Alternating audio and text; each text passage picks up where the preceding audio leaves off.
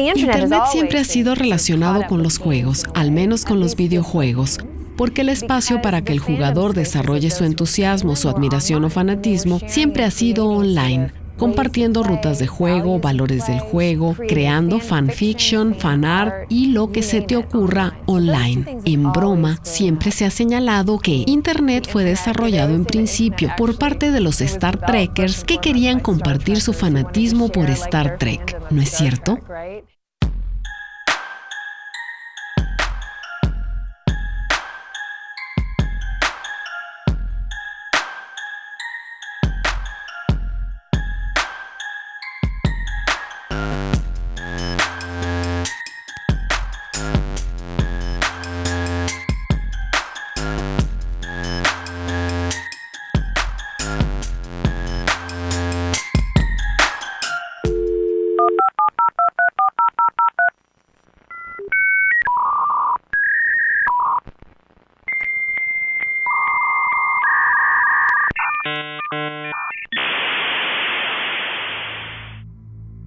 ¿Cómo ha sido la relación entre los videojuegos e Internet? ¿De qué manera Internet ha transformado la forma en que jugamos? ¿Qué fenómenos ha traído consigo la relación entre estos dos tipos de medios? A lo largo de este capítulo de Prefijo E, exploraremos algunas de las tendencias que están surgiendo, algunos de los fenómenos que se están produciendo, así como las distintas facetas de los videojuegos en la era de Internet. Los grandes videojuegos despegaron, yo diría, con la adopción de Internet. Es decir, si observas la mayoría de los juegos en línea, Star Trek, World of Warcraft, League of Legends, son juegos de multijugador. Es ahí donde el dinero grande está.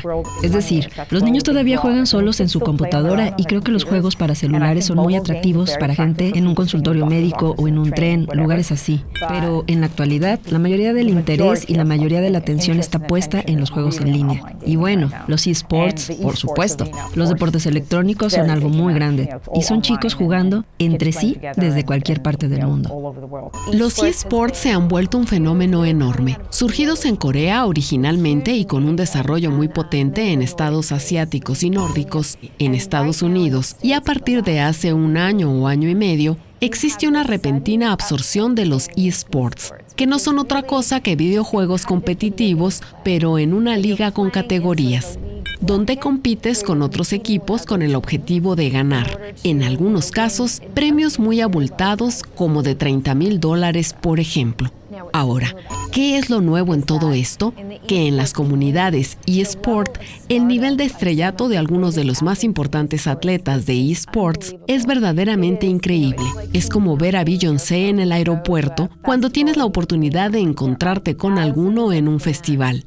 Y todo el ascenso de los eSports está ligado al ascenso de Twitch, donde puedes ver transmisiones de torneos y donde puedes estar chateando con otras personas en tiempo real sobre el juego que literalmente se está jugando enfrente de ti.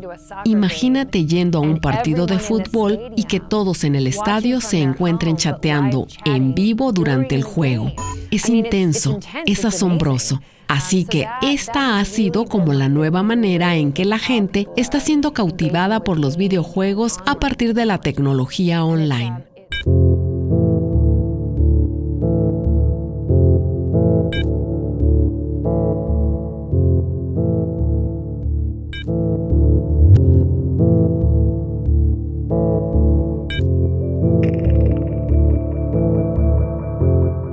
Ahorita yo juego mucho un juego que se llama Overwatch. Es uno en una larga lista de juegos de estos de disparar que se llama First Person Shooters, juegos donde tú juegas arma en mano, disparas, ¿no? Overwatch en particular es uno en muchos juegos que están sobre todo saliendo en estos últimos años, donde tienes que jugar en equipo con otras personas. Juegas con 6, bueno, tú eres 1 en 6. Tienes roles dentro del juego que se está volviendo cada vez más normal esto. Por ejemplo, si en un juego de guerra ya no entras a ser el que dispara, puedes entrar a ser el médico, ¿no? Entonces a este rol se le llama support. tú entras y tienes que cuidar de tus compañeros en el equipo. Lo cual quiere decir que los videojuegos de hoy son mundos o experiencias que piden que tú hables con los demás. Entonces tú escuchas su voz, coordinas con ellos y alguien tiene que ser líder y decirles vamos por la derecha, a la izquierda, sube, baja, no sé qué, hay una persona al fondo, ten cuidado con él. Y vives algo que no se veía desde hace mucho tiempo en el tema de los videojuegos. Sí, puedes jugar juegos de mesa y tener este tipo de experiencias, bonito, pero no todo el mundo tiene tantos amigos para reunirse para jugar juegos de mesa. Entonces, en que es en línea, puedes vivir la experiencia de tener a muchos compañeros contigo y demás, y te enseñan cómo ceder, cómo negociar, porque imagina cuántas personas no quieren entrar a ser el rudo. No, pero resulta que el rol del rudo ya lo tomó alguien. Necesitamos a alguien que entre a sanar. Ahora, ¿qué hacemos? Pues tienes que negociar eso y tienes menos de 30 segundos para poder elegir tu personaje antes de jugar, ¿no? El momento en el que los videojuegos comenzaron a cruzarse con las computadoras fue a finales de 1970, pero la verdadera revolución llegó con la World Wide Web, que permitió los juegos interactivos, historias en primera persona y roles definidos. En 2002, las videoconsolas también empezaron a conectarse a Internet, ampliando las posibilidades de competencia. Actualmente, la realidad virtual y tecnologías 360 permiten experiencias envolventes con oponentes remotos y la creación de comunidades, siendo los juegos de rol los más populares. Actualmente, en la industria del videojuego, lo que ves es un enorme y próspero ecosistema donde tienes títulos muy exitosos, donde se generan una gran cantidad de videojuegos independientes que tienen un negocio detrás de ellos, un negocio que verdaderamente puede generar utilidades y crear empleos. Ahora es factible iniciar tu compañía y desarrollar un videojuego que te apasione profundamente y correr el riesgo de hacer algo nuevo e innovador. Recuerdo que hace un par de años fui a un festival independiente de videojuegos que se realiza cada año en California. Ahí tenían este piso enorme donde todo el mundo presentaba los demos de sus juegos. Y fue sorprendente. Realmente era como estar viendo a pintores tratando de descifrar su medio. Tenías a Jonathan Blow embrollado con lo que pasaría si pudieras volver dúctil el tiempo. Tenías a otros diseñadores haciendo juegos donde exploraban la posibilidad de enredarse con la gravedad. Es decir, títulos verdaderamente provocativos e interesantes que son genuinamente una exploración del medio. Así que cuando me refiero a que estamos viviendo la edad de oro de los videojuegos, lo que trato de exponer es que el mercado ahora tiene juegos que no solo son bellos y evocadores, sino también absurdos, escalofriantes o muy maduros o muy infantiles. Pero la gama es amplísima y creo que los diseñadores de videojuegos finalmente se han descubierto a sí mismos como artistas. No solo programadores de código, sino de código expresivo. Al volver, hablaremos sobre la práctica de ser espectador de partidas de videojuegos en Internet y también sobre algunos otros fenómenos producidos por la relación entre estos dos medios electrónicos. Ya regresamos.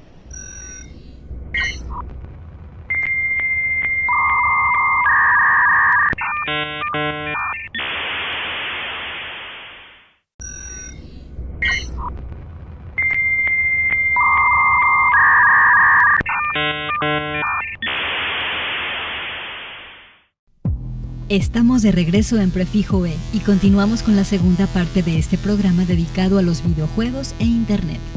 ¿Cuál es el atractivo de ser espectadores de partidas de videojuegos en lugar de jugarlos? ¿Cuáles son las nuevas tendencias que surgen a partir de este fenómeno? ¿En qué radica el éxito de la plataforma llamada Twitch? De esto y más charlaremos en nuestro siguiente segmento.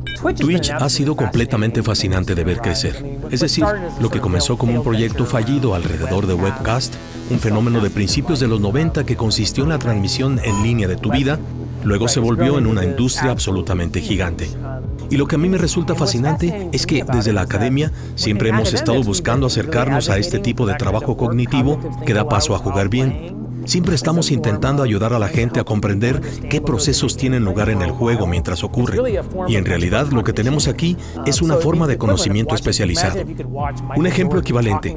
Imagina que pudieras ver a Michael Jordan hablar de lo que está haciendo durante un juego de básquetbol.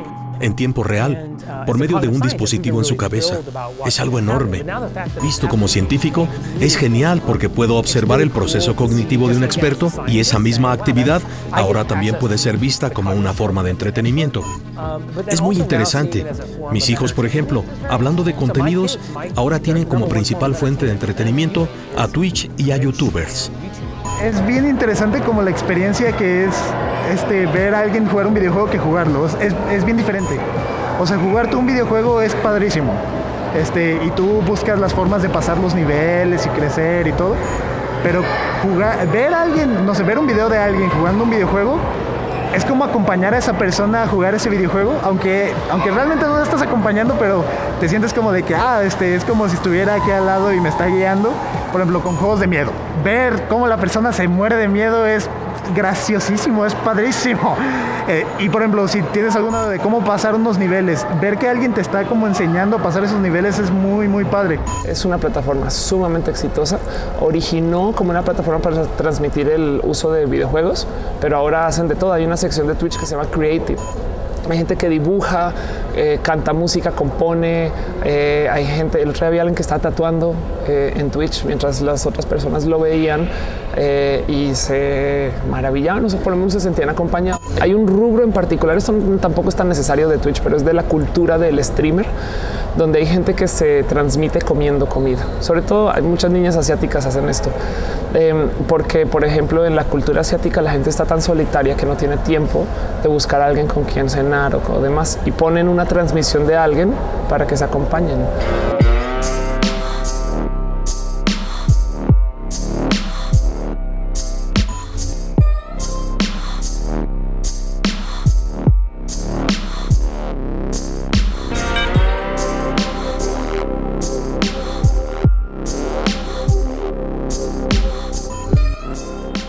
Los niños aprenden muchísimo de los videojuegos.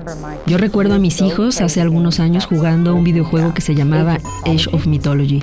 Y en alguna ocasión que viajamos a Grecia, yo quedé atónita al descubrir la cantidad de cosas que mis hijos sabían sobre la historia de Grecia y que era conocimiento que claramente no habían adquirido en la escuela. Y esto ocurrió principalmente porque mis pequeños jugaban muchísimo y eso lo aprendieron mientras jugaban. De tal forma que sí, hay una relación muy estrecha entre el aprendizaje y los videojuegos. No por ello se debe de dejar de tener cuidado. Me parece que no puedes pensar que cualquier videojuego enseñará a tu hijo, pero me parece que un videojuego bien hecho tendrá suficiente para mantenerlo entretenido y si juega repetidamente el juego, creo que sí. Al final de cuentas, podría aprender. Tenemos más de una década de investigación que muestra cómo algunos títulos específicos pueden contribuir al aprendizaje en todo tipo de disciplinas. Así que yo creo que la idea de que los videojuegos te pueden enseñar y que tú puedes aprender de ellos está más o menos establecida. Pero cuando comenzamos existía esta idea que los videojuegos eran una especie de caballos de Troya para la violencia, para la misoginia, transmitiendo estereotipos no muy contemporáneos o muy útiles sobre las personas. Pero cuando te deshaces de esa categoría, te das cuenta que hay muchas cosas que se pueden hacer con el videojuego. Los videojuegos son solo el medio, ¿no es cierto? Así que ahora nos damos la oportunidad de introducirnos en la pregunta sobre los mensajes contenidos en los videojuegos y sobre cuáles son el tipo de habilidades que cada juego posibilita. Es ya una convención que, para el niño, el juego es una herramienta de aprendizaje muy valiosa y es una forma de aprender cómo conducirse en sociedad.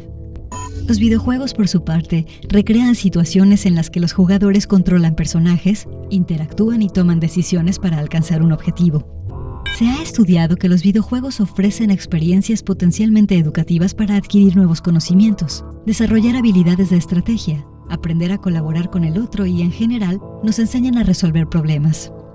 Pero, ¿todo es tan armónico con esta práctica? A finales de 2017, la Organización Mundial de la Salud incluyó el trastorno por videojuegos como una enfermedad mental. Por ejemplo, cuando el paciente no puede controlar el tiempo que les dedica, o cuando el carácter adictivo de los videojuegos los lleva a otorgarles una prioridad desproporcionada frente a otros intereses de su vida. Los videojuegos, como cualquier otro tipo de comportamiento que pueda ser muy absorbente, puede derivar en el ámbito de la adicción. de tal forma que los videojuegos pueden ser una forma saludable y positiva de interactuar. Pero también sabemos que cuando ya rebasan cierta cantidad de horas por semana o cuando cruzan otro tipo de indicadores, ya comienzan a caer en un estado muy parecido al de las adicciones, como alguien, digamos, que juega un videojuego para evadir otras cosas con las que debería estar trabajando. Por mi propia experiencia, he visto que la mayoría de los niños, por suerte, considerando lo lejos que pueden ir las adicciones, este tipo de problema no llega a ser tan destructivo como lo puede ser la adicción al alcohol, a las drogas, a los opioides, a las distintas formas de la adicción al sexo. Por su parte, las consecuencias de la adicción a los videojuegos parecen ser leves. Así que típicamente cuando de verdad les resulta muy difícil salirse por sí solos del videojuego, pueden salir a través de la ayuda correcta y sin que haya severas consecuencias negativas. Mi consejo para los padres o jugadores en que si se sienten de esta manera o conocen a alguien que se encuentra lidiando con esto, que comiencen a platicar con personas. Si es tu hijo o es algún otro chico el que tiene el problema, sería bueno hablar de cómo marchan las cosas en su vida. Y frecuentemente las cosas pueden comenzar a ponerse en su lugar.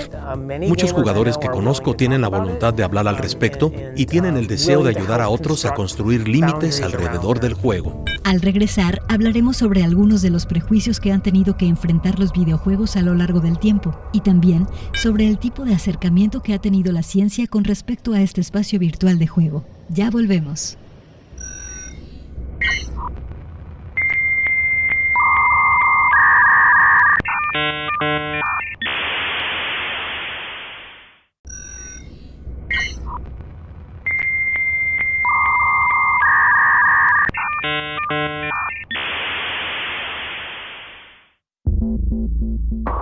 Regresamos a Prefijo E y a este capítulo dedicado a los videojuegos e Internet.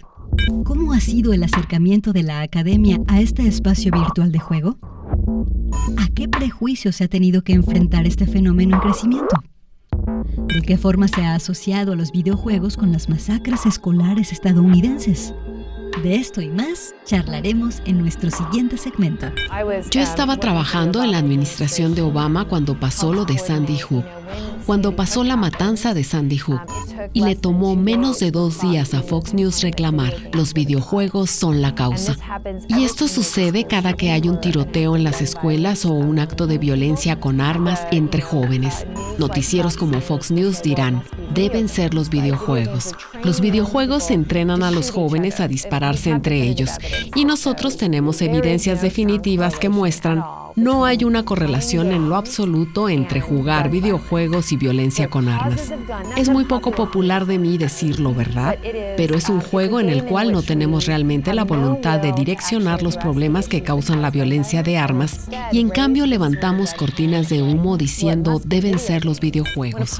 Cuando un político trata de hacer algo, decir, bueno, queremos resolver el problema de la violencia con armas, vamos contra la pobreza, tras los hogares inestables, vamos tras problemas mentales de salud y vamos contra la regulación de armas. Todas estas grandes causas conocidas con décadas de evidencia detrás de la violencia de armas. Pero si un político intenta ir tras de estas causas, la opinión americana dice, bah, olvidémoslo, es muy problemático. Me causa mucha risa el tema de la violencia en los videojuegos porque hay tantas cosas que se enseñan en los videojuegos que pasan por ignorados a la hora de la queja, ¿no? Si jugar videojuegos me hace violenta, pues entonces jugar un juego de carreras me hace querer correr un coche y jugar Mario me hace querer ser un plomero italiano y estas cosas, ¿no? Entonces, claro que no incitan a la violencia. De hecho, está más que comprobado estadísticamente que al revés. Si acaso te ayudan a desfogar, a soltarlo, a ir y gritarlo y demás ante una simulación de violencia para que si de puro chance tú tienes esos instintos de violencia internos o ese deseo o esa rabia, tengas donde aplicarla, que no sea una persona que pueda salir herida. El solo hecho de que el 97% de los niños norteamericanos jueguen videojuegos hace que valga la pena estudiar el fenómeno. Sin embargo, también resulta interesante saber por qué niños y adultos están pasando tanto tiempo jugando videojuegos. Y con los videojuegos en línea y con el análisis de Big Data, ahora también es posible cuestionarse acerca de qué tan vinculadas están las ciencias sociales con la investigación de este fenómeno. ¿Cómo es posible conjuntar a estas masas de jugadores conectados para perseguir hallazgos científicos? Los videojuegos son este gran espacio para reunir datos, especialmente datos colectivos o de conocimiento colaborativo, que es el tipo de conocimiento que me interesa. Los videojuegos son este fructífero canal para estudiar cómo los grupos, especialmente los grupos masivos, resuelven problemas colectivamente. El académico Zoran Popovic demostró que puedes usar plataformas de videojuegos para hacer algunos descubrimientos científicos. De hecho, creó una interfaz donde la gente puede optar por jugar un videojuego sobre el desdoblamiento de las proteínas. Es una suerte de Tetris complicado. Es una especie de videojuego con patrones tridimensionales que debes hacer encajar. Así que la gente trabaja en equipos que compiten entre ellos, tienen una pizarra con la información de quién lo está haciendo mejor y, con este proyecto, en 2 años produjeron 3 publicaciones y lograron descubrimientos científicos mayores. Así que en este proyecto tenías masas de personas dentro de un videojuego resolviendo problemas científicos que serían muy difíciles de resolver de otra manera. Pero para volverlo más interesante, Zoran Popovic tiene este increíble juicio de agregar a la publicación de su investigación no solo al equipo de su laboratorio científico y a todos los académicos, sino también a los equipos de gamers. Así que cuando tienes un mundo donde puedes dar un paso atrás y observar todo esto, estás hablando de la conclusión lógica de una comunidad formada por profesionales y amateurs. Así que tienes científicos y laboratorios académicos colaborando con masas de gente para resolver problemas verdaderamente difíciles. Su valor económico como industria les vuelve relevantes, pero las posibilidades científicas de los videojuegos en línea también resultan muy grandes. Los alcances artísticos del medio resultan sumamente prometedores. Sus capacidades educativas apuntan a ser decisivas. Pero, ¿qué más podemos esperar de los videojuegos en línea? ¿Qué papel tendrán los macrodatos en los deportes electrónicos? ¿Hacia dónde dirigirá sus pasos el video streaming como el que tiene lugar en Twitch? ¿Lograremos desarrollar habilidades que nos ayuden a enfrentar los retos de vivir en tiempos de posverdad? Una de las características que tienen los videojuegos es que están atrayendo a los niños al mundo del siglo XXI y a este nuevo alfabeto. Tienes niños creciendo en Minecraft, los cuales piensan que es completamente natural estar buscando nueva información, juzgando si esa información es confiable, usando como criterio el número de seguidores o el lugar donde viene la información. Y después también tienes a esos niños preguntándose si quieren ejercer su propia voz y generar su propia identidad como productores de contenidos. Y eso realmente resulta interesante para mí, en términos de que en una sociedad puramente consumidora consigue educar a los chicos como prosumidores, y creo que actualmente estamos viendo algunas de las áreas que tenemos por mejorar, donde tenemos mucha gente con muchos altoparlantes, en espacios como Twitter, por ejemplo, gente que se encuentra compartiendo una gran cantidad de opiniones, y nosotros como sociedad estamos tratando de resolver cómo ayudarnos a saber qué es de fiar y qué no, a qué darle credibilidad y a qué no. Y al mismo tiempo, estamos en un punto en donde podemos ver crecer a una generación que enfrenta esta circunstancia como la nueva norma, no como algo inusual, sino como la nueva norma.